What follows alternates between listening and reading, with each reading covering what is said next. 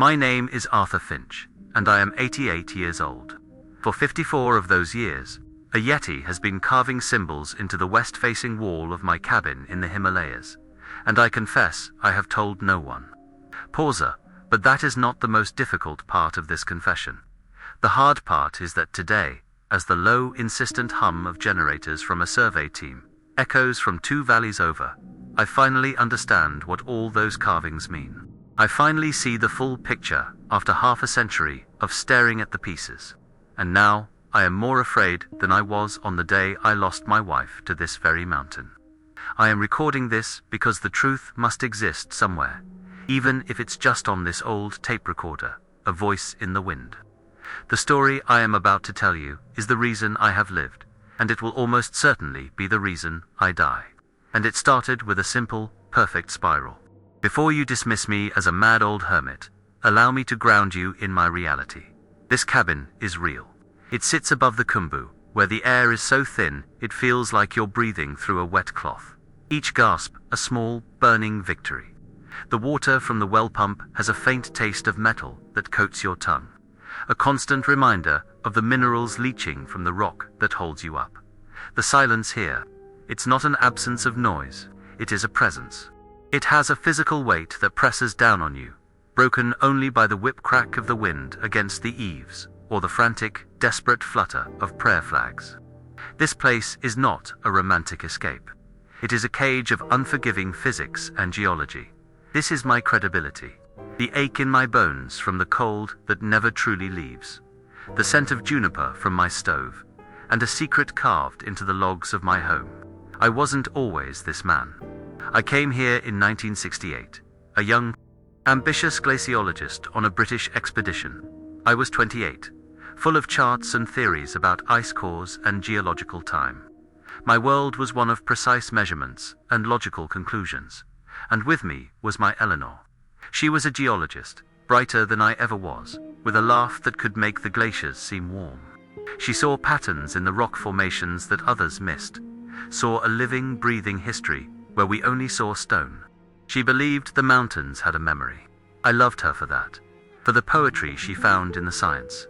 We were meant to document the retreat of the ice, write our papers, and go home to a comfortable life in Cambridge. We were going to build a life on the solid ground of academic certainty. We had it all planned, but the mountain had other plans. It took an avalanche on the West Ridge, swift and silent and absolute. I was at base camp, logging temperature readings. When the radio went dead, one moment she was a voice, crackling with static and excitement about a unique quartz vein, and the next, nothing. Just a hiss of empty air. There wasn't even a great roar, not from that distance, just a sudden, profound quiet that fell over the entire valley. The search party found her pack, but they never found her. The mountain simply bobbed her. She became part of the geology she so loved. My charts, my ambition. My life of predictable data twid was all buried with her under 1,000 tons of ice and snow. The mountain keeps its own time, and it does not negotiate. I stayed. Not out of love for the ice, not anymore. The expedition packed up, offered condolences, and left me to my grief. I think they saw the look in my eye and knew there was no persuading me. I stayed out of a stubborn, foolish need to be near her final resting place. This cabin, a relic from a failed survey decades prior, became my monastery, my vigil. I was a sentry guarding a grave the size of a city. My world shrank to these 4 walls, the path to the village for supplies, and the overwhelming presence of the peak that held her. I didn't study the ice anymore. I just watched it, feeling its slow, grinding movement in my soul. I suppose, in a way, I was waiting to join her. I was waiting for the mountain to claim me, too. Years bled into one another. The grief never left, of course. It just changed shape. It became a quiet companion. Sometimes, when the wind caught the prayer flags just right, I could almost hear her laughter in their fluttering tatters. A phantom echo in the high, thin air. My routine was simple. Maintain the cabin hall water, keep the fire fed, and make the long trek to the village twice a year for salt, flour, and news of a world I no longer belonged to. The locals regarded me with a sort of respectful pity. The crazy Englishman who lost his wife and stayed to talk to her ghost. They weren't entirely wrong. I was living in the past, haunted by a silence that was once filled with her voice. I had accepted my fate. I was a man waiting for his story to end. Then came the winter of 1970. A whiteout blizzard descended without warning, a furious, shrieking wall of snow that erased the world. For 3 days, I was trapped. The wind howled like a hungry animal, and the snow piled up against the door, sealing me in. The world was reduced to the inside of this small wooden box, the flickering light of my lantern, and the roar of the storm. On the third night, the wind died down, and in the sudden, shocking silence, I heard it. It wasn't a roar, not the sound of any animal I knew. It was a deep, resonant hum. A bass note so low, I felt it in my bones before I heard it with my ears. It vibrated up through the floorboards, through the legs of my chair, making the teeth in my head ache. It was a sound that felt ancient, geological, like the mountain itself was clearing its throat, and then the humming stopped. The silence that followed was even more terrifying. It was absolute, expectant. I sat frozen, every nerve alight. My heart hammered against my ribs, a frantic drum against the stillness. And then came the other sound. Asterisk, scrape, scrape, scrape. Asterisk, it was rhythmic, deliberate. The sound of something hard and sharp being dragged slowly and methodically across the outer logs of the west-facing wall. My mind raced through possibilities. A bear, the claws of a snow leopard. But the sound was too steady, too controlled. There was an intelligence to the rhythm that made the hair on my arms stand up. It wasn't the frantic scratching of a beast trying to get in. It sounded like work. I spent the rest of that night huddled by the wood stove, my old Enfield rifle across my lap. The scraping continued for what felt like an hour, a slow, patient, grating sound that etched itself into my memory. Every creak of the cabin, every pop of the fire, made me jump. I was a man of science, a man of reason, but in that moment I was just a small, terrified creature trapped in a box, listening to something impossible happening just a few inches away. I stared at the door, expecting it to splinter and burst inward at any second. But it never did. The scraping eventually stopped, and the profound, heavy silence of the high Himalayas returned, now filled with a new and terrible meaning. I didn't sleep. I just waited for the dawn. When the first weak light of morning finally filtered through the window, I waited. I listened. There was nothing but the muffled sigh of the wind on new snow. With my rifle still in hand, I unbarred the door and pushed against the drift that had sealed it. The cold air hit me like a physical blow. The world was a pristine, brilliant white, the storm having wiped the slate clean.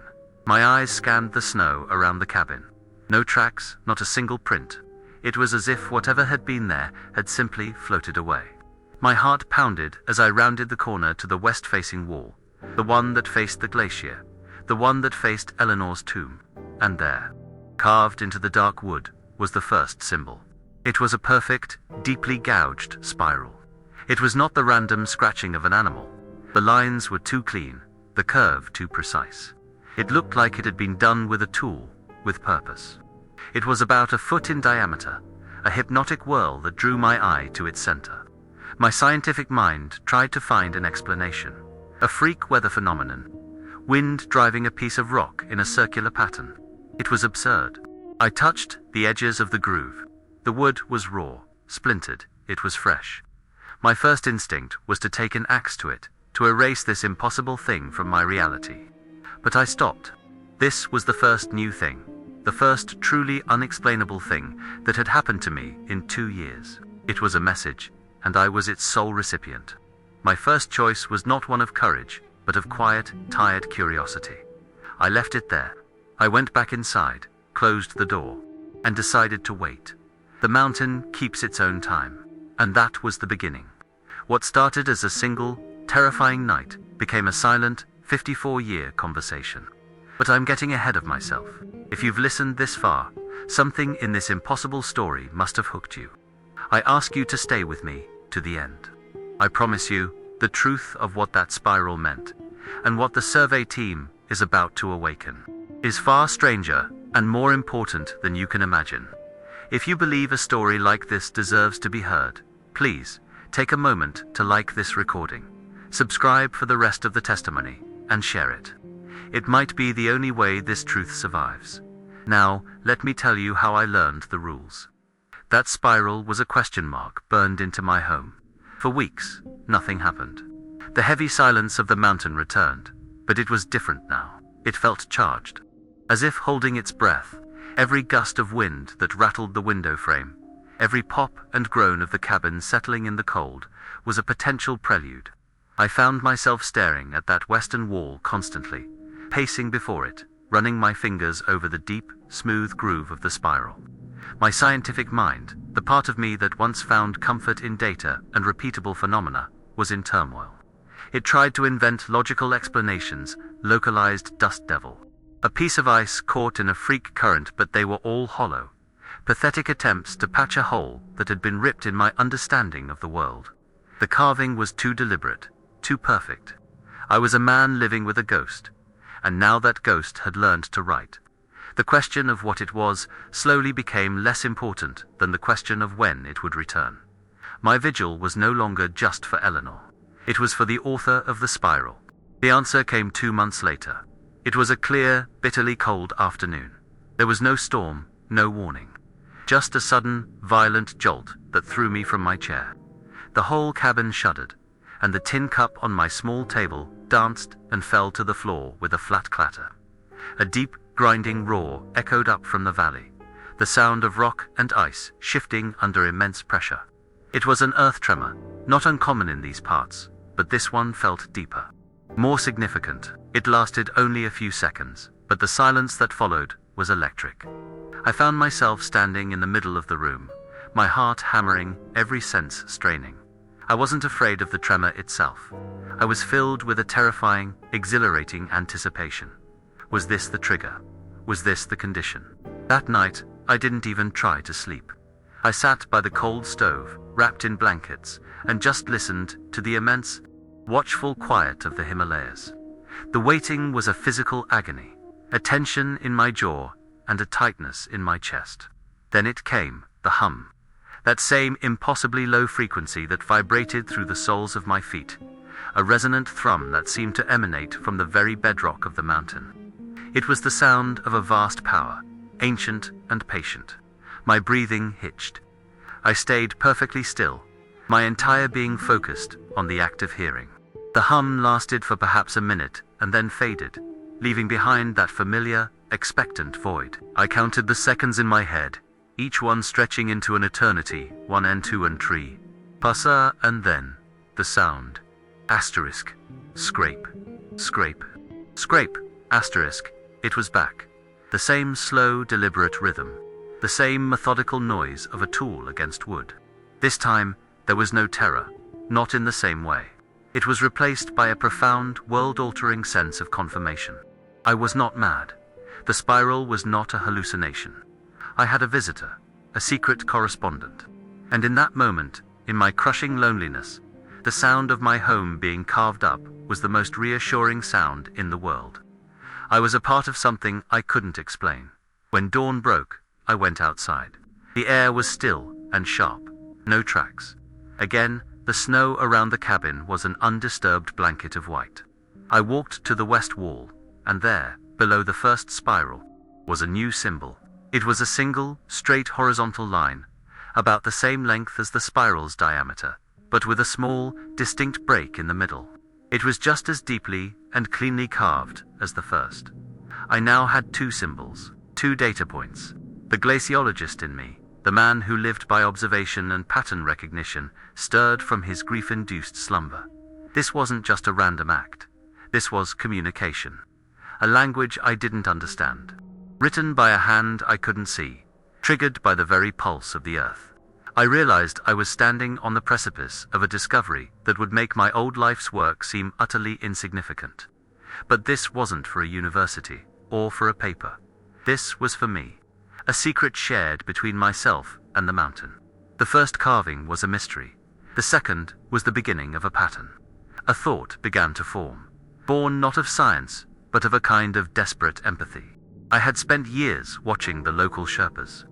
I'd seen them at the small chortens and mahani stones along the trails, leaving small offerings, a bit of rice, a splash of tea, a prayer whispered into the wind. It was a gesture of respect, an acknowledgement of the spirits of the place.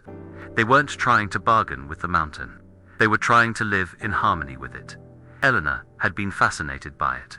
She used to say it wasn't superstition, but a different kind of science, a science of the soul. Perhaps, I thought, I had been approaching this all wrong. I was a Westerner, looking for a cause and effect I could measure. What if this entity, this Magur, as the old stories called it, wasn't an animal to be studied, but a presence to be acknowledged? What if it wasn't about demanding answers, but about showing respect? It was a wild, irrational leap, but my rational world had already been shattered. This was an attempt to make a different kind of peace. So, I decided to try. I brewed a small pot of butter tea, the salty, fatty drink that provides so much energy in this cold. I mixed a handful of roasted barley flour, the sampa, that is the staple of life here, into a small, dry cake. It felt strange, like a child playing make-believe, but I carried the small bowl and the steaming cup out into the biting air. There was a large, flat rock about 20 yards from the west wall, a place that caught the morning sun. It felt right. I placed the offering there, my hands trembling slightly, feeling utterly foolish and exposed. What was I doing? Leaving a meal for a phantom that carved symbols in my house. I half expected a peal of thunder, or for the offering to be instantly swept away by the wind, but nothing happened. The tea steamed, the small cake sat on the cold stone, and the mountain watched in its vast silence. I turned and went back inside, not knowing if I had just made the most important decision of my life, or simply surrendered to the madness of isolation. The next tremor came a month later, a minor shudder that rattled the spoons in their jar. I had been leaving the offering every morning, a small, hopeful ritual. Each day, I would collect the previous day's bowl, usually untouched, sometimes nibbled by a bird or a piker. But the morning after that tremor, I performed my ritual with a new sense of purpose. I placed the fresh tea and zampa on the rock, my heart a tight knot in my chest. This was the test. Was the offering a key, or was it just a lonely man's folly? The day passed in a blur of nervous energy. As dusk fell and the shadows of the peaks stretched like long, dark fingers across the valley, the world grew quiet. I sat in my chair, straining to hear over the beat of my own blood in my ears. The silence deepened. And then, from the bedrock, the hum began. It was fainter this time, more subtle, but it was there. And when it stopped, the scraping started. A wave of relief, so profound, washed over me that my knees felt weak. It had worked. The pact was made. The exchange was established. After a tremor, I would leave the offering. In the night, it would come and leave a symbol. A silent, reciprocal conversation. A ritual. This pattern became the new rhythm of my life. It gave my lonely existence a purpose beyond mere survival. I was no longer just a watchman for a grave. I was a keeper of a covenant. The carvings accumulated, each a new word in a language I was slowly learning to read. There was a symbol, like a series of waves, after a particularly wet monsoon season. There was a shape, like a jagged tooth, before a major rockfall blocked the lower path. It was an almanac, a warning system. My silent partner was helping me survive, teaching me to read the mountain's moods. My fear of it began to transform into a deep, abiding respect, and even a strange kind of gratitude. It was the only being that knew I was here, and in its own inscrutable way, it seemed to care that I remained. The mountain keeps its own time, and I was finally learning to keep it, too. But there were rules, and I learned the most important one the hard way. About a year into our pact, my scientific curiosity got the better of me. The need to see asterisk, to categorize, to put a face to the phenomenon, became an unbearable itch. One night, as the familiar scraping began, I decided I had to know. My heart pounding, I crept from my chair, my socked feet making no sound on the floorboards. I moved to the small window on the north side of the cabin, the one that had a slight angle on the west wall. The glass was thick with frost. I held my breath, raised a shaking hand, and used my fingernail to scrape a tiny peephole in the ice. I pressed my eye to the freezing glass, my vision filled with a distorted view of swirling snow and dark wood. For a fraction of a second, I thought I saw movement, a vast pale shape that blocked out the stars. And then, instantly, the scraping stopped. It didn't fade out, it ceased. The abruptness of it was a physical shock. The silence that rushed in was not the peaceful silence of the mountains. It was a cold, heavy, accusatory silence. I knew, with absolute certainty, that I had been caught. I stumbled back from the window as if burned, a cold dread seeping into my bones. The silence was absolute. There was no hum, no further sound of any kind for the rest of the night. It felt like a slammed door, a conversation cut short. I had violated the terms. I had betrayed its trust. The next morning, I went to the wall. The carving was incomplete, a half-finished arc that ended in a sharp, angry-looking gash in the wood. It was an exclamation point of disapproval. The offering I had left on the rock was untouched, frozen solid. The message was clear. You are not permitted to see. The pact was about hearing, about trusting, about interpreting the signs. It was not about witnessing. I had been given a gift of communication, and I had treated it like a specimen to be captured on a glass slide. The shame was acute, a physical weight in my gut. I had broken the first and most important rule of our silent contract. I had tried to possess the mystery instead of simply living alongside it. The punishment was silence. For the next 6 months, there was nothing. 2 tremors shook the valley during that time, one of them strong enough to send a cascade of ice down the far side of the glacier. I left the offering every single day, a desperate, penitent apology left on a cold stone. But the hum never came. The scraping never returned. The silence from the west wall was complete, and it was a far heavier burden than the loneliness I had felt before. Before, the silence was simply an absence. Now, it was a presence, a constant, nagging reminder of my transgression. I had been given a connection to the living heart of the mountain, and my arrogance had severed it.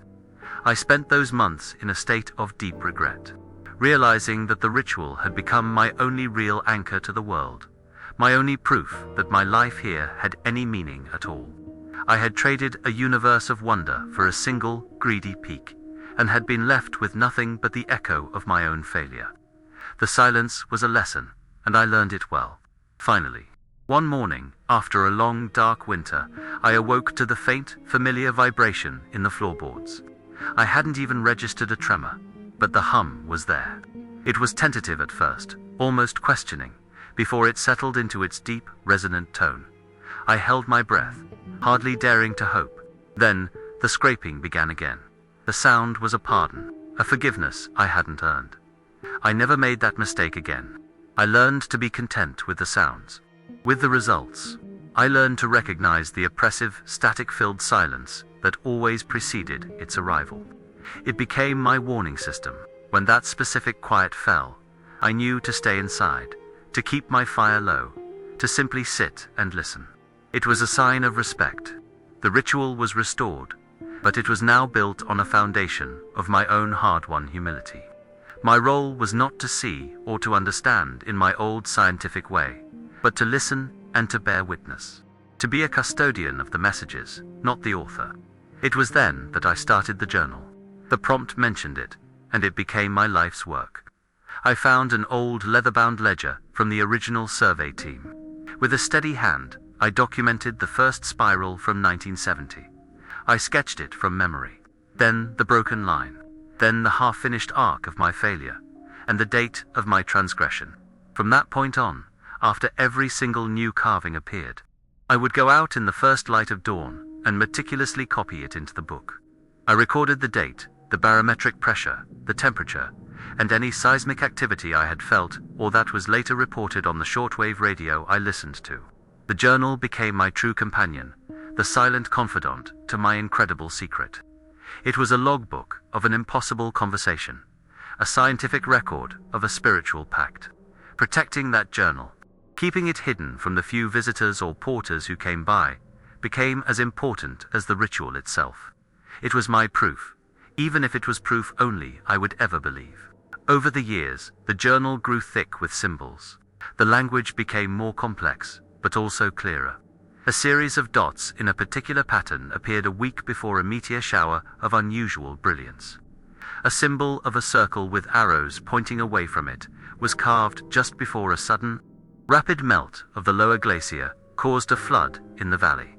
It was showing me things, not just about the mountain, but about the sky, the ice, the water. It was a living diagnostic of the entire ecosystem, from the bedrock to the stratosphere. The ritual was no longer just about staving off my loneliness. It had a purpose, a vital, predictive function. I was no longer just a hermit. I was an observer at the most important listening post in the world.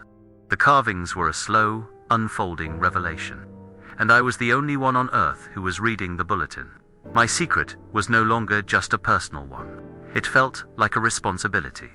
A weight that I was beginning to understand was not just mine to carry. The story was bigger than my small life. The decade that followed was a quiet education. My journal became a Rosetta Stone for the language of the mountain. I learned that the symbols were not just individual words, but formed a complex grammar. A carving of waves combined with a jagged line meant a flash flood was coming that would bring down rock. A spiral next to a series of downward-pointing triangles wasn't just a sign of a storm, but a blizzard with dangerously high winds that could tear the roof from the cabin. I became fluent in this silent dialect. I could predict the moods of the glacier, the stability of the rock faces, the very temper of the ice. I was no longer a victim of the mountain's whims. I was its student. My lonely vigil had transformed into the most profound field research imaginable. I was charting the life of a single, massive organism, and it was teaching me, in return, how to stay alive within it. This knowledge was a new form of intimacy, a deep, structural understanding that went beyond the simple ritual of the offering. There were moments that went beyond mere survival data. One winter, I was struck down by a fever that left me delirious and weak for nearly a week. I couldn't haul water, couldn't keep the fire properly stoked, and certainly couldn't make the trek to the offering rock. I lay on my cot, shivering and sweating, convinced that I had broken the pact again. I had failed to hold up my end of the bargain. I expected the cold, accusatory silence of my previous failure. But on the morning the fever finally broke, I dragged myself to the door and looked out. The offering bowl on the rock was, of course, empty. But placed carefully beside it was a small pile of dried grey-green leaves. I recognized them instantly. Mountain sorrel, a plant the Sherpas used to make a bitter tea for fevers. I hadn't just been forgiven for my weakness. I had been cared for. It was a gesture of such profound and unexpected empathy that I wept, right there in the snow. It knew I was weak, and it had offered me medicine. That quiet monastic existence was shattered in the late 1990s. The world, which I had so successfully kept at a distance, arrived with a roar. Not the roar of an avalanche, but the sound of human voices, amplified by the thin air and echoing with a misplaced confidence. They were wealthy adventure tourists, a new breed, clad in garish, neon-colored gear that seemed to mock the subtle hues of the rock and ice. They didn't walk with the quiet respect of the old trekkers. They marched, shouting to one another, their laughter like breaking glass in the cathedral of the valley. They brought with them satellite phones and, most offensively, drones. They saw the mountain not as a presence to be respected, but as a backdrop for their conquests, a thing to be captured and broadcast. Their noise was a violation, a sacrilege against the silence that I had come to cherish as the medium of my entire existence. They were loud, and they were blind. They don't know what they're looking for. I remember thinking, and that blindness was the most dangerous thing of all. The true moment of terror came on their third day. I was outside, splitting firewood, when I heard it, the high-pitched insistent buzz of a hornet. It was one of their drones, a small, black machine zipping through the air with an unnatural agility. It flew over my cabin, a worry, mechanical eye that felt more invasive than any human stare. I felt a surge of protective fury, a feeling that surprised me with its intensity. This was my sanctuary. This was our asterisk sanctuary. I watched, my heart pounding, as the drone ignored my small clearing and began to ascend, heading directly for the high western ridge. My blood ran cold. The journal was clear about that ridge. It was marked with jagged, aggressive symbols. Signs I had learned meant unstable ice and deep, hidden crevasses. It was a forbidden place. The drone was a mindless trespasser, flying blindly into the heart of the most sacred and dangerous part of the mountain. I wanted to scream, to wave it away, but I was frozen, a helpless observer to an inevitable desecration. And then, the mountain responded. From the peaks, from the very direction the drone was flying, came a sound I had never heard before. It was not the geological hum or the methodical scraping. It was a bellow, a deep guttural roar of pure, unadulterated rage that shook the very air in my lungs. It wasn't just loud, it had a physical pressure to it, a concussive force that vibrated through the ground. It was the sound of a king whose sanctum had been breached, the sound of a boundary being violently enforced. In the wake of that roar, the drone's buzzing faltered. It wobbled in the air, its high-pitched whine turning sick and distorted. Then, it simply went silent.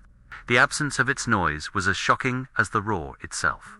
I didn't see it fall, but I pictured it tumbling end over end, a dead piece of plastic and wire crashing into the pristine, ancient snow. The roar had been a weapon, an assertion of dominance that needed no physical contact. It was a voice that said, unequivocally, "You are not welcome here, *." The silence that followed the drone's demise was absolute. Then, carried on the wind, I heard the distant, panicked shouts of the tourists. The dynamic had shifted. They were no longer conquerors. They were frightened children in a place that had just shown its teeth. The next day, I watched through my field glasses as they hastily broke down their camp, their movements no longer confident but furtive and quick. They were gone by noon, leaving behind nothing but a few trampled patches of snow and a lingering sense of violation. The immediate threat was gone. My silent partner had protected its solitude.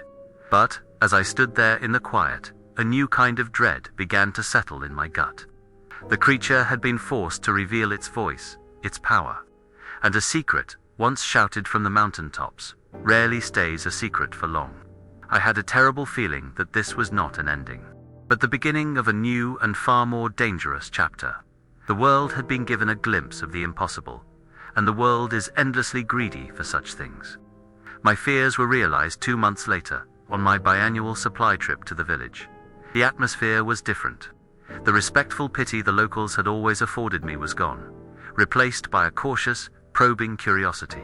My old friend Pazang, the tea house owner, sat me down. "Arthurla," he said, his voice low. "The rich tourists, they told stories in Kathmandu, of a beast's roar that shook the sky, of a strange storm that appeared from nowhere." He looked at me, his dark eyes searching my face. "You have lived up there for 30 years. You must have heard it." I felt a cold knot tighten in my stomach. The buffer of being the harmless, grieving eccentric had vanished. I was now the primary witness, the man on the scene. I had to lie. I shrugged and spoke of freak wind patterns in the high valleys, of ice cracking, of tricks the thin air plays on the ears. I gave them science. I gave them logic. But I saw in Posing's eyes that he didn't fully believe me. The price of that roar was the loss of my anonymity. I was no longer just a resident of the mountain. I was now its unwilling gatekeeper, and people were starting to knock on the gate. That encounter changed me. The solitude I had once found so peaceful now felt like a fragile shell. Every time I looked out over the valley, I wasn't just watching the weather. I was scanning for intruders. The glint of sunlight off a distant piece of metal could be a telescope. A bird taking flight in the distance could be a sign of someone approaching. Paranoia became a constant low-grade hum in the back of my mind, an unwelcome echo of the creature's own signal. I moved my journal from its loose floorboard hiding place to a small, lead-lined box buried deep beneath my woodpile. The secret was no longer a source of quiet wonder. It was a heavy, dangerous burden. The intimacy of my pact with the mountain was now ringed with the threat of the outside world. I was living on a precipice, terrified that one wrong step would send us both tumbling into the abyss of discovery. The silence between carvings felt heavier, charged with the shared knowledge that we were no longer alone. We had been noticed. The next carving confirmed my fears. After a tremor shook the range, I performed the ritual, my hands unsteady. The next morning, the new symbol was chilling in its clarity. It was not a map of the ice or a warning of a storm. It was a perfect depiction of a human figure, small and crudely rendered, standing next to one of the jagged warning lines from my journal. Below, it was a new symbol, an eye, wide and staring. The message was unmistakable. Asterisk, they are watching. Asterisk, the language had evolved from ecology to counterintelligence. It was a stark, terrifying acknowledgement of our shared predicament. The entity knew about the new observers. It was telling me that the threat was not gone. It was merely hiding, waiting. My role had fundamentally shifted. I was no longer a passive recipient of information. I was now a co-conspirator. The forward scout in a silent war to protect a secret older than any human civilization. The weight of that responsibility was immense, a physical pressure on my chest. As if summoned by the carving itself, they arrived a month later. They were not tourists this time. This was a small, serious-looking group of 3, 2 men and a woman, who set up a discreet camp in the next valley over. They were quiet, efficient, and they had equipment that made the tourist's drone look like a child's toy. I watched them through my binoculars. Parabolic microphones aimed at the peaks, motion-activated thermal cameras placed along game trails, soil sample kits. They weren't here for the view. They were here for a specimen. They were cryptozoologists, monster hunters, drawn by the whispers that had trickled down from the mountains. They were methodical. They were patient. And their presence put me in an impossible position. Their camp was situated directly on the path I knew the creature sometimes used after a tremor. The most direct route from the high peaks to my cabin's western wall. The ritual itself had become a trap. I was paralyzed. A tremor, small but distinct, rolled through the valley 2 days after they arrived. The trigger had been pulled. The pact demanded I make the offering. But how could I? The hunters' cameras were everywhere. If I walked to the offering rock, they might track me, seeing my strange ritual as a clue. If the creature came for the offering, or to carve a symbol, it would be captured on thermal imaging. Its existence proven to the world through a grainy, heat signature photograph. The silence from the mountain was deafening. I felt its expectation, its adherence to the pattern we had established over decades, and I could do nothing. For 2 days, I stayed inside my cabin, a prisoner of my own secret. I failed to make the offering. The west wall remained blank. The guilt was a bitter acid in my throat. I was failing my partner, failing the pact, out of fear. And I knew this inaction was a choice in itself, a choice to let the intruders win. On the 3rd night, I knew I had to act. I couldn't uphold the pact, so I had to eliminate the threat. A heavy snow had begun to fall. A gift of cover from the mountain itself. Dressed in dark clothes, my face smeared with soot from the stove to reduce its visibility, I slipped out of my cabin. I was no longer a glaciologist or a hermit. I was a saboteur. I moved with a stealth I didn't know I possessed, my feet silent in the fresh powder. I crept through the rocks and shadows, my heart a frantic drum against my ribs. I found the first camera, a black box strapped to a juniper tree. My hands, numb with cold and adrenaline, fumbled with the lens cap. I didn't break it. I simply smeared a thin layer of pine sap and dirt across the glass. The next, a parabolic microphone, I subtly re-aimed towards a cliff face known for rockfalls, ensuring it would record nothing but meaningless geological noise.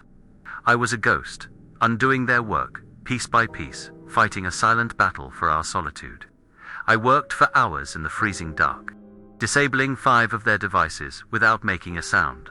The closest call came when I heard one of them cough, no more than 50 yards away. I froze behind a boulder, my breath held until my lungs burned, every nerve screaming. The mountain keeps its own time, and in that moment, time stopped. He didn't see me. The snow was my ally. I made it back to my cabin just before dawn, collapsing against the door, trembling and exhausted, but with a fierce, burning sense of triumph. I had held the line. I had protected our world. The hunters I saw through my glasses the next day were confused and frustrated, checking their malfunctioning equipment, arguing amongst themselves. The storm worsened, and by the end of the week, they were gone.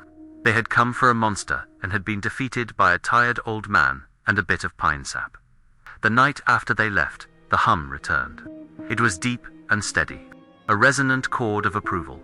The scraping that followed was strong and sure. The next morning, there was a new symbol on the wall. It was not a warning or a map. It was a single, perfect, unbroken circle. A symbol of wholeness, of a perimeter secured, of a threat averted. I stood before it, my hand resting on the raw wood, and I understood. The pact had been tested, and we had endured. But this was different. I had crossed a line. I was no longer a passive observer, receiving gifts. I had become an active guardian, a defender of the faith, and the circle on my wall was not just a message, it was an acknowledgement, a thank you. The intimacy between us was no longer just about a shared secret. It was now forged in shared risk, a bond sealed by the threat of the world, and my choice to stand against it. We were in this together now, until the end. The years that followed the hunter's departure settled into a new, more watchful kind of quiet.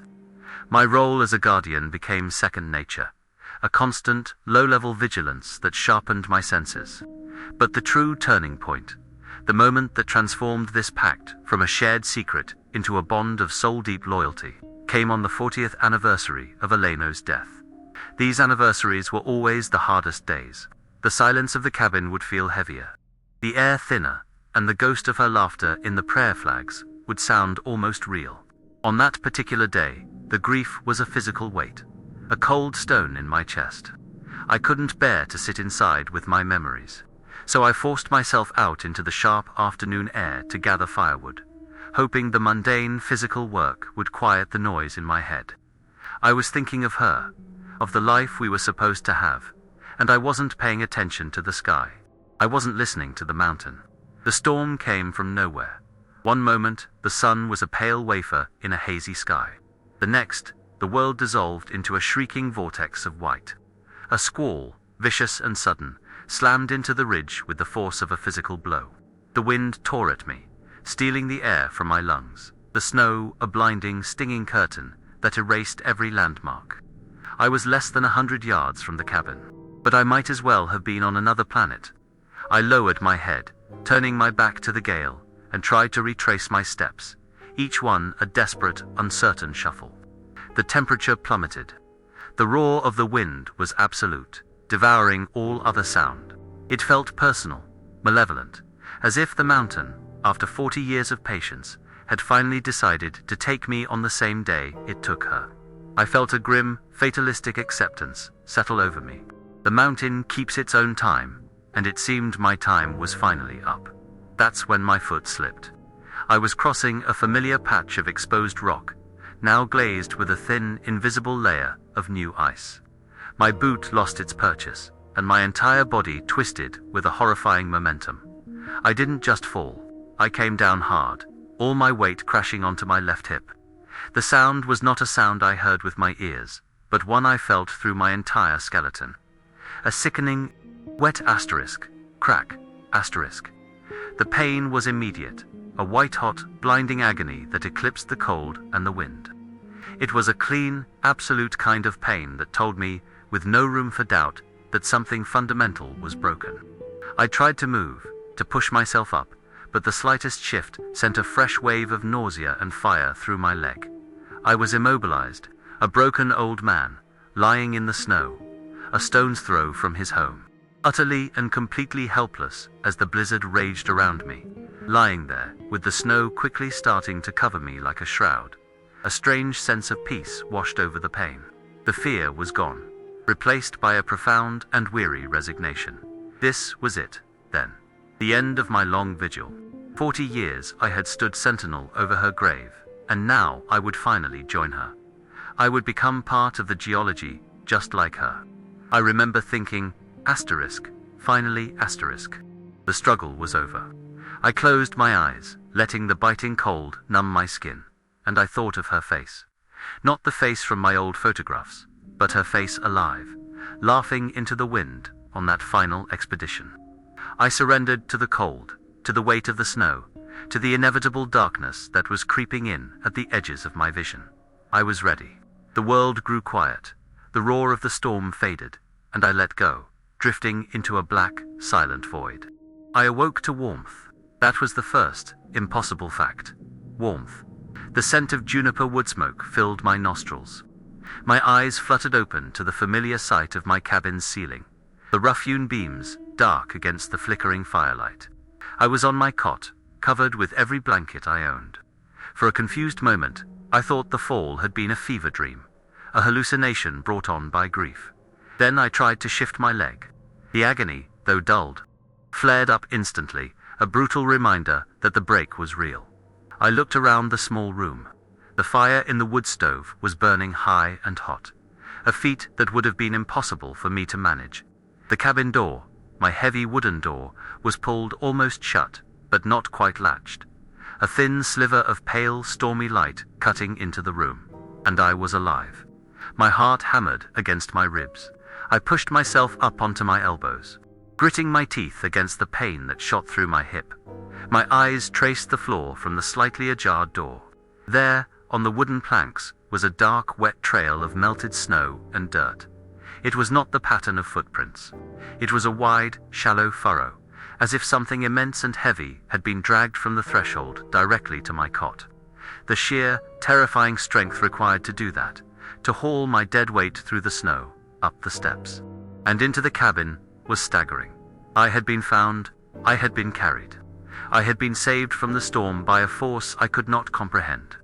I stared at that trail on the floor, the evidence of my impossible rescue, and a cold dread mixed with a dawning, incredulous gratitude began to fill me.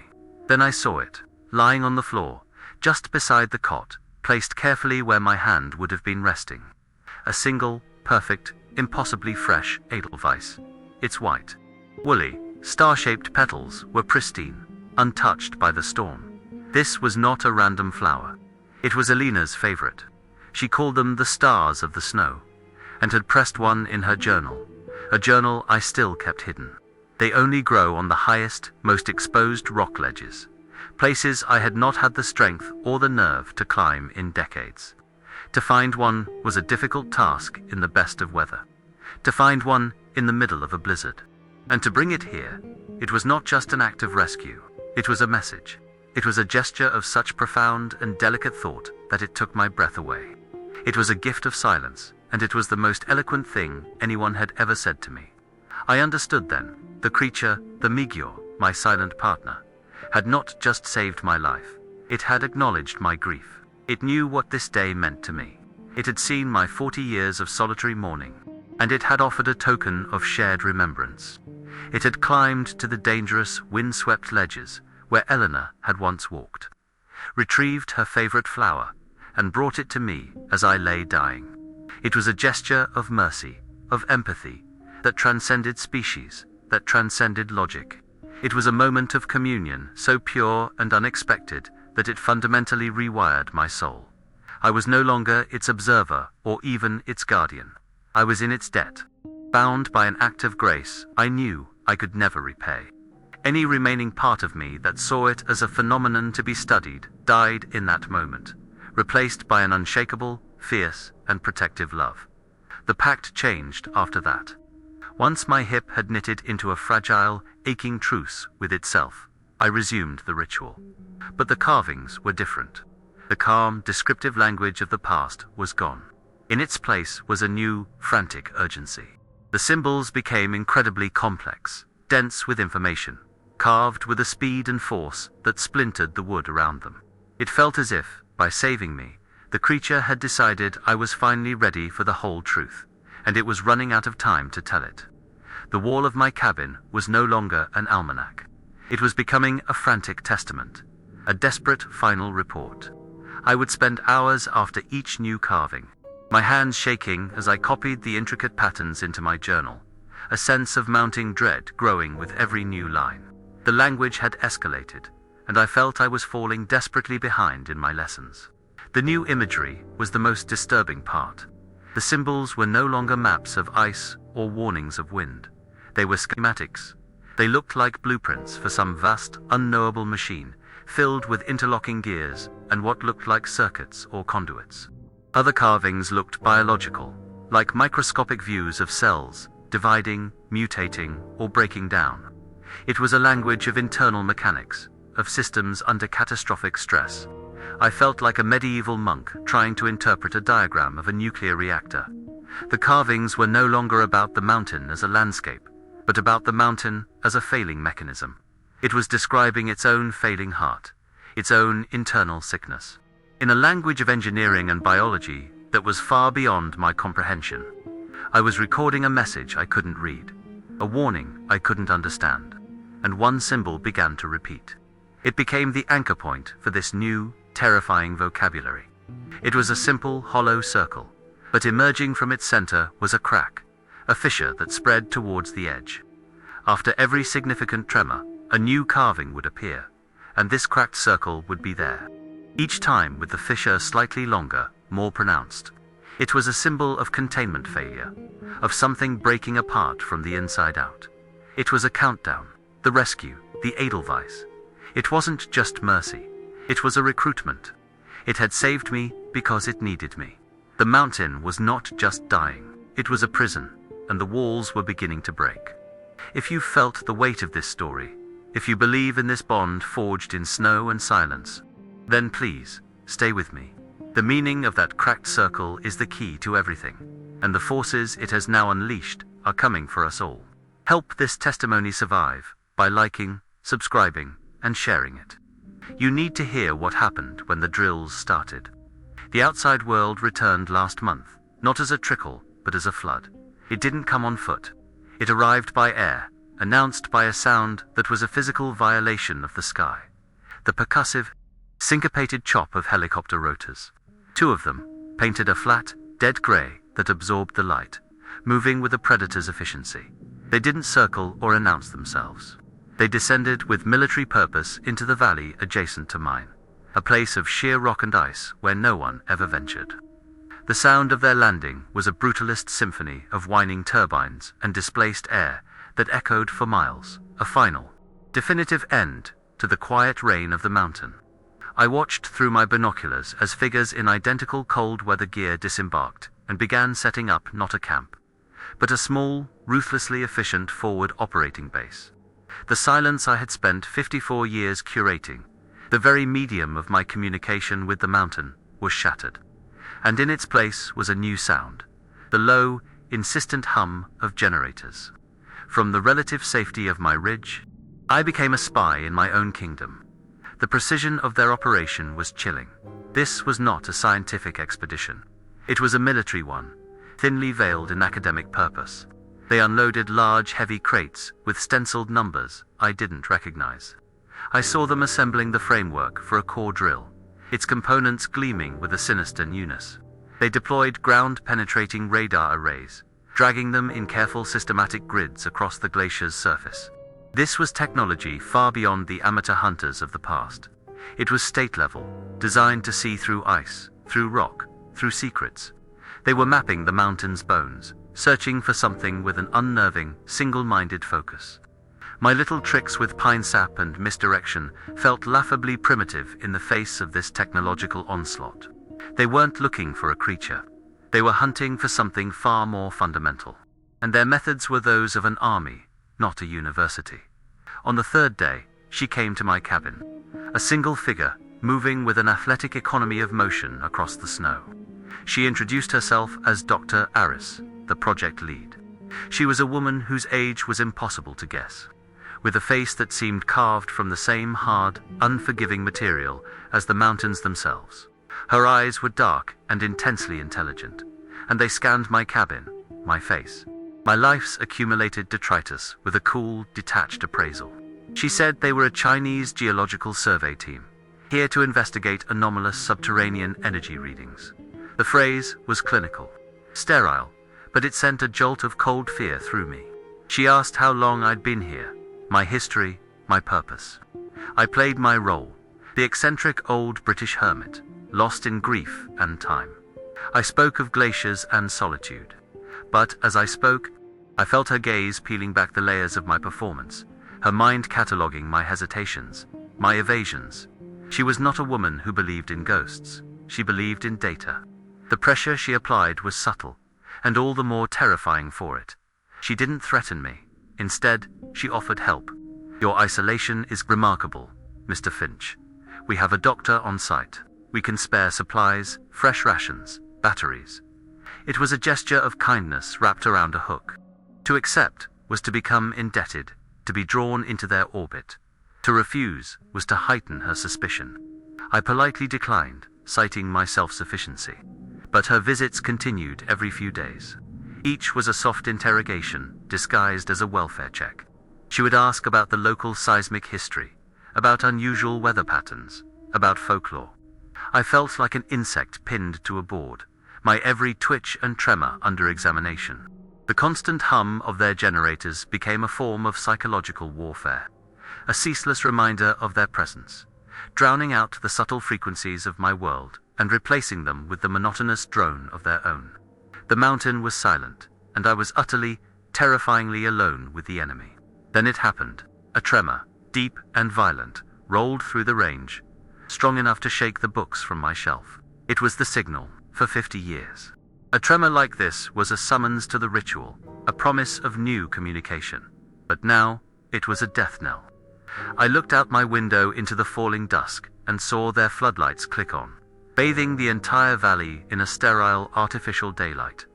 Motion sensors, I knew, were active. Thermal cameras were watching. To walk to the offering rock would be to lead them straight to the heart of the mystery. For the first time since my punishment decades ago, I consciously and deliberately broke the pact. I did not brew the butter tea. I did not make the zompa. I let the signal go unanswered, my heart a cold, heavy stone in my chest. I had to believe my silent partner would understand that my inaction was an act of protection. But the silence from the west wall that night was a void, a terrible absence where a conversation should have been. The following week, the true desecration began. The sound of the drill being assembled was a sequence of sharp, metallic torches.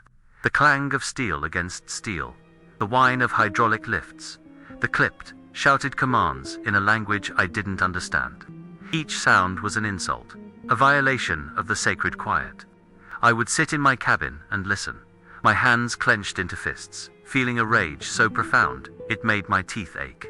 This was the sound of progress, the sound of brute force being applied to a place of nuance and spirit.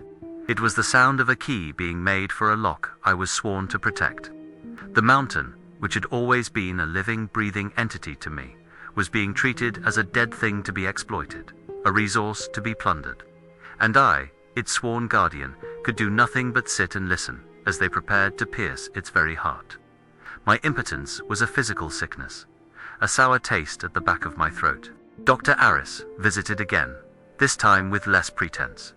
She unrolled a large topographical map on my small table. It was covered in her team's markings, lines and circles converging on a single, stark point. The energy signature is most concentrated here, she said, her finger tapping a spot on the western ridge. My breath caught in my throat. It was the place the carvings had always marked, with the most severe warnings.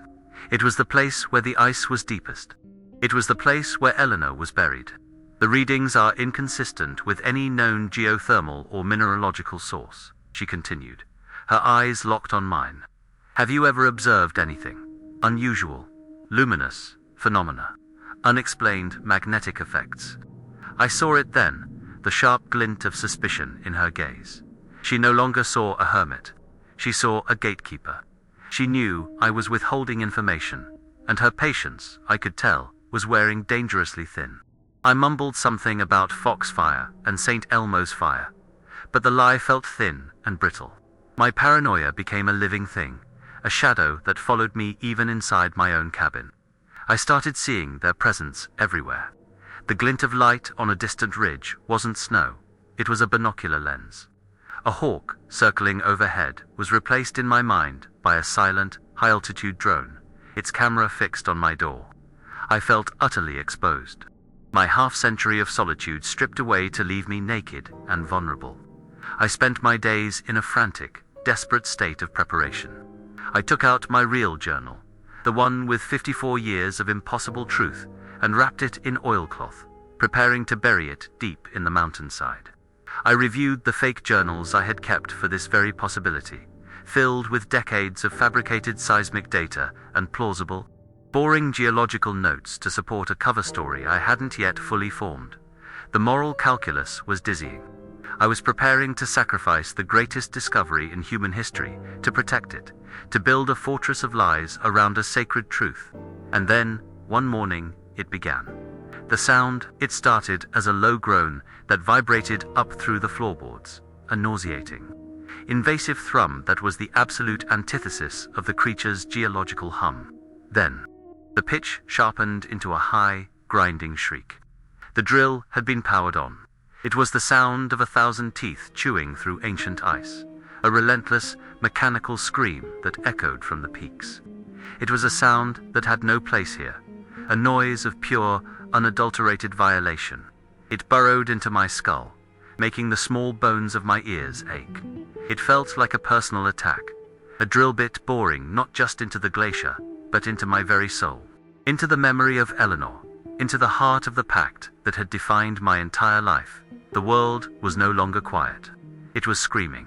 It was the sound of a tomb being forced open, and I knew, with sickening certainty, that I was running out of time.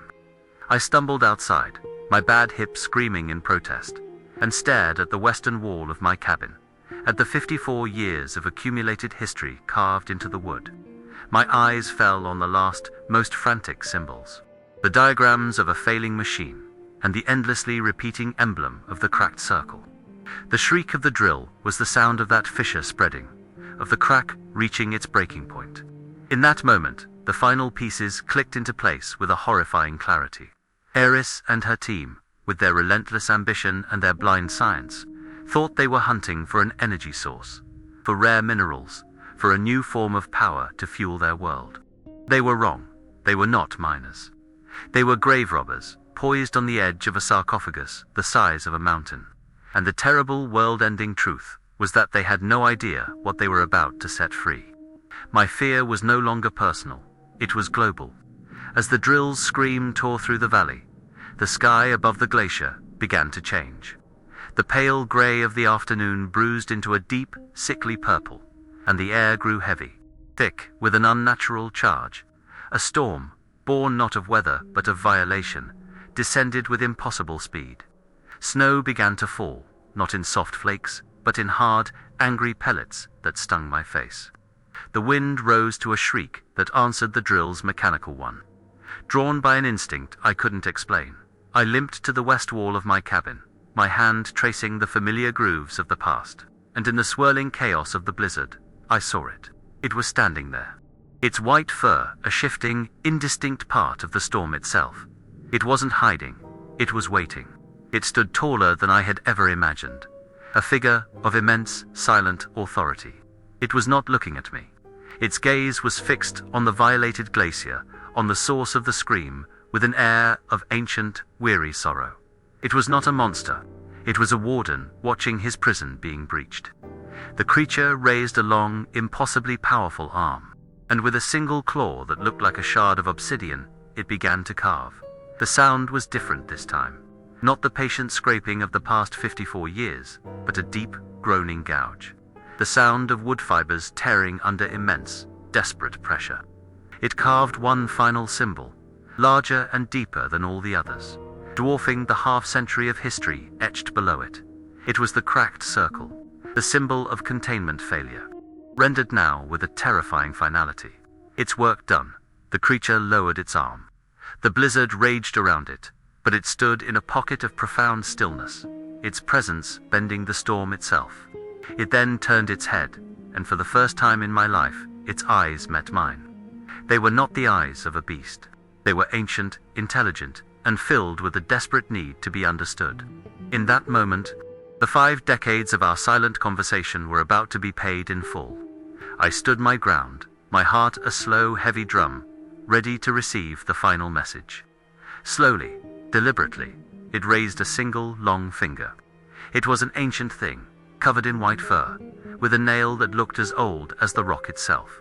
It reached out and touched the very first symbol it had ever carved, the perfect spiral from the winter of 1970, as its finger made contact with the wood. A jolt of understanding, of memory, shot through me. The hum, the scrape, the beginning of it all. It was the mark of its arrival, its first report. Then, its finger moved across the wall, tracing the decades of our history. It paused on a symbol from the late 90s, one I had dismissed as a crude drawing of a constellation. It was a circle of dots, with lines connecting them to a central point. But now, seeing its finger trace the pattern, I saw it for what it truly was. It was not a map of the stars. It was a schematic. It was a diagram of a lock, a complex, multi-point locking mechanism, a design of immense and alien complexity. My breath caught in my chest. This was not a history of the mountain. It was an engineer's log. And then, its finger moved one last time. It traveled to the new, massive carving it had just made. It pressed against the center of the cracked circle, at the very origin of the fissure. And when it touched that final symbol, 54 years of mystery collapsed into a single, horrifying, crystal-clear moment of revelation. I understood. I saw everything. This creature, this Megure, this Yeti. It was not a species to be discovered. It was a guardian, a jailer, and the anomalous energy source Dr. Eris was drilling for was not a resource to be plundered. It was a prisoner. The glacier, the entire mountain, was not a geological formation. It was a cell, an ancient cryoprison constructed on a scale beyond human comprehension. And the symbols, my life's work, the carvings I had so carefully documented, they were never a message for me. They were a diagnostic log, a maintenance report on the failing integrity of a cage we never knew existed. The full weight of the truth crashed down on me, a psychic avalanche that buried me in shame and terror. The lock was failing. The prisoner was stirring. And the cause, it was us, humanity, our world, warming from our relentless ambition, our factories, our wars, our insatiable appetites. We were melting the bars of the cage. We were the agents of a jailbreak we couldn't even conceive of. The creature's frantic carvings in recent years were not a premonition. They were a status report of a catastrophic failure in progress. As this understanding solidified in my mind, a new sound cut through the storm, the shouts of men. A beam of light sliced through the blizzard, catching me and the creature in its cold white glare. Dr. Eris and two of her security team were advancing on the cabin, their weapons held at the ready. They had come to investigate the storm, and they had found the source of all their myths. The creature did not flinch. As Eris and her men closed in, their lights pinning it against the cabin wall, it turned its head toward their drill site. It drew in a massive breath, its whole body swelling with power, and it let out a roar. But this was not the roar of rage I had heard when the drone trespassed. This was a sound of precise, focused power. A sonic weapon. The roar did not just echo. It struck the high peaks with the force of a battering ram. The result was instantaneous. A vast sheet of ice and snow on the ridge above the drill site fractured and gave way. A perfectly aimed avalanche thundered down the mountain face, a white tidal wave that engulfed their entire operation. I watched as the derrick, the generators, the tents, everything, was consumed and buried under 1 million tons of snow. But it was controlled. The slide stopped short of the valley floor, burying the machinery but leaving the path back to their base camp clear. It was a final, deafening warning, a demonstration of power and of mercy. Eris stumbled in the snow, her face a mask of disbelief and awe, but her resolve was absolute. The avalanche had not terrified her. It had confirmed for her that she was in the presence of immense power. She recovered her footing, raised her assault rifle, and the sharp click of the safety being disengaged was louder than the storm. She aimed it squarely at the chest of the Guardian. In that moment, I saw the entire future. The discovery, the hunt, the capture, the dissection, the world's armies descending on this place, the eventual, inevitable failure of the prison. I saw our species, in its blind greed, unlocking a horror it could not possibly put back. There was no choice, not for me. With a cry torn from the deepest part of my soul, I ran. I threw my frail 88-year-old body directly between Eris's weapon and the creature. No, I screamed, my arms outstretched, my body a pathetic human shield. You don't understand. It's not the source. I chose my lie. I chose to sacrifice my life's secret, the greatest truth I had ever known, to save a world that would never know it was in danger. The energy source, I shrieked, my voice cracking. It's not an entity. It's a geological pocket. A methane clathrate of unprecedented size. Your drilling destabilized it. That avalanche wasn't it. It was the mountain shifting. Another tremor will rupture the pocket. The chain reaction will take this entire mountain range with it. You will incinerate half of Nepal. The words poured out of me, a torrent of desperate, terrified fabrication. I saw the flicker of doubt in Arise's eyes, the scientist in her warring with the soldier. I have the data. I screamed, gesturing wildly back at my cabin. 50 years of it. Seismic logs, gas readings, everything. I have the proof. I was offering them a way out, a logical, scientific explanation for the impossible thing they had just witnessed. A reason to retreat that they could write in a report. The final piece of the lock clicked into place in my mind. A gift from a ghost. I stumbled towards my woodpile and dug frantically in the snow, retrieving the lead-lined box. I didn't give her my real journal. I gave her the fakes. The decades of carefully fabricated data. And as she took the books, her eyes scanning the forged charts and equations, I delivered the twist that would save us all. My wife, Eleanor. She was a geologist, I said, my voice dropping, full of real, aching grief. She theorized about this pocket in 1968. Her notes are in there. It's why I stayed. I've been monitoring it ever since. Aris, a pragmatist to her core, saw the data. Saw the 50-year-old notes from a Cambridge geologist. Saw the risk analysis of a catastrophic methane explosion, and it was enough. The risk, however small, was too great. She lowered her weapon and gave a curt, angry nod to her men. "Pack it up," she barked. "We're pulling out." As they turned, the creature, the warden, looked at me. A long, deep acknowledgement passed between us, gratitude, farewell, a shared burden, and then it dissolved into the blizzard and was gone. I am alone again now, in the profound quiet that has returned. I am recording this, my last confession, before I take my real journal and bury it where it will never be found. My sacrifice is the truth. The world is safe, for now, because a cold-eyed scientist was sold a convenient lie. A lie rooted in my own half-century of grief. Eleanor saved us. Her memory, her ghost in the machine, was the key. The moral of my long, strange life is not about man versus nature. It is that the greatest horrors are not the monsters we find in the wild, but the ones we unleash from our own relentless need to know, to own, to control. I carry its silence now, the weight of its long vigil. And as I watch the snow fall, I know the ice is still melting. The prison is still failing. I have only bought the world a little more time. The mountain keeps its own time, and its time is running out. This is the end of my story, my full and final testimony. Thank you for listening. Thank you for bearing witness to a truth that can never be proven. If this story has meant something to you, if you feel the weight of this secret, I ask you one last time to help it endure. Please leave a like, subscribe to this channel for more stories from the edge of our understanding, and share this recording with someone who needs to be reminded that there are things in this world that should remain unknown. And now, on your screen, you will see a recommendation for another story. Perhaps it, too, holds a piece of a truth we are not yet ready for.